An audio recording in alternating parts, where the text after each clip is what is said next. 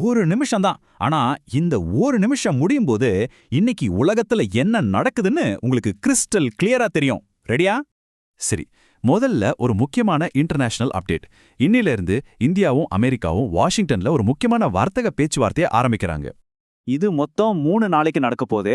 இதோட முக்கிய ஃபோக்கஸ் என்னன்னா 2 நாடுகளுக்கும் நடுவுல ஒரு புது ட்ரேட் அக்ரிமெண்ட் பத்தி பேசுறது தான். சிம்பிளா சொல்லணும்னா இதனால எதிர்காலத்துல இந்தியாவுக்கு பிசினஸ் வாய்ப்புகள் இன்னும் அதிகமாகலாம். இது ஒரு நல்ல விஷயம். அடுத்து உலகத்துல கொஞ்சம் டென்ஷன் அதிகமா இருக்கு. அமெரிக்க அதிபர் ஈரானுக்கு மறுபடியும் ஒரு வார்னிங் கொடுத்திருக்காரு. இதனால ஒரு மோதல் உருவாகிறதுக்கான சூழல் இருக்கு. ஆனா இதுல ஒரு ட்விஸ்ட் இருக்கு பாருங்க.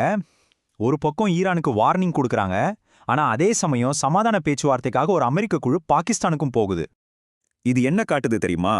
நிலைமை இன்னும் ஸ்டேபிள் ஆகல, ரொம்பவே கணிக்க முடியாத சூழல் நிலவுது. இப்போ ஒரு இந்தியா பாதுகாப்பு அப்டேட். நம்ம பாதுகாப்புத்துறை அமைச்சர் ராஜ்நாத் சிங் ஏப்ரல் 21ஆம் தேதியிலிருந்து 3 நாள் பயணமா ஜெர்மனிக்கு போறாரு. இந்த பயணத்தின் போது பாதுகாப்பு தொழில்நுட்பம் அப்புறம் ராணுவ ஒத்துழைப்பு பத்தி முக்கியமான டிஸ்கஷன்ஸ் நடக்க இருக்கு. இதோட முக்கிய நோக்கம் இந்தியாவோட பாதுகாப்பு வலிமையை இன்னும் அதிகப்படுத்துறது தான். சரி, இப்போ நம்ம எல்லாருக்கும் ஒரு பிராக்டிக்கல் அப்டேட். இன்னைக்கு அக்ஷய திருதியா இல்லையா? அதனால சில மாநிலங்கள்ல பேங்க்ஸ் க்ளோஸா இருக்க வாய்ப்பு இருக்கு.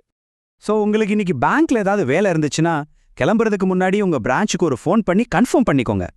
அடுத்து வெதர் அப்டேட். வட இந்தியாவுல இப்போ அனல் காற்று வீச ஆரம்பிச்சிருச்சு. ஹீட் வேவ் ஸ்டார்ட் ஆயிடுச்சு. சில இடங்கள்ல இப்பவே டெம்பரேச்சர் 40 டிகிரி செல்சியஸை தாண்டிடுச்சு. இன்னும் ஒரு 2ல இருந்து 4 டிகிரி கூட அதிகமாகலான்னு சொல்றாங்க. இது மெதுவா மத்த மாநிலங்களுக்கும் பரவலாம்.